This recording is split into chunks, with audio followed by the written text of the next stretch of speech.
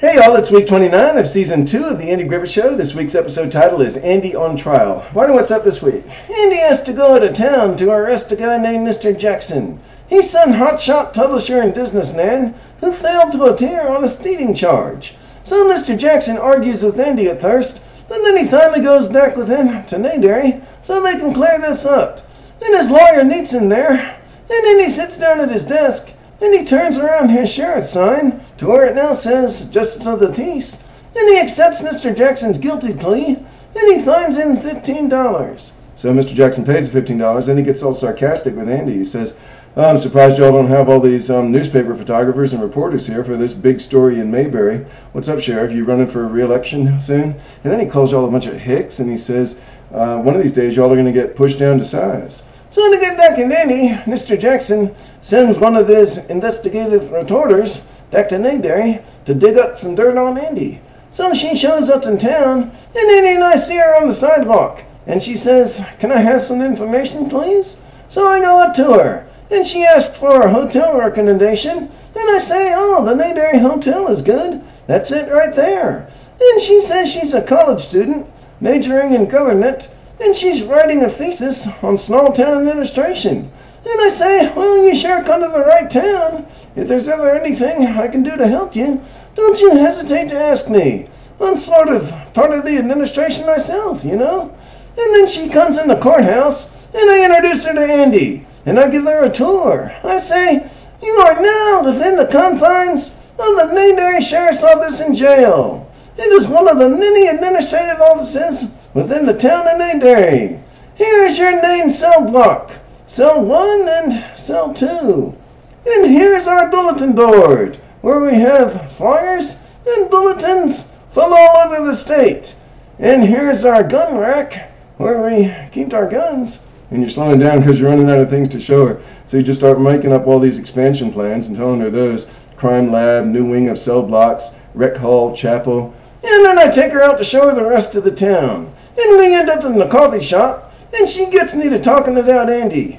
And she wants to know what I would change if I were in charge. And I say, well, I'd be a whole lot stricter about certain things than Andy is. For example, he mollycoddles Otis. Otis is our town drunk, and he just comes and goes when he pleases. And then there's Emma Watson. She's a chronic jaywalker, and Andy just always tears up their tickets because he says she's a sweet old lady. And then one time he used the squad car to make a delivery for Art Carley's Market.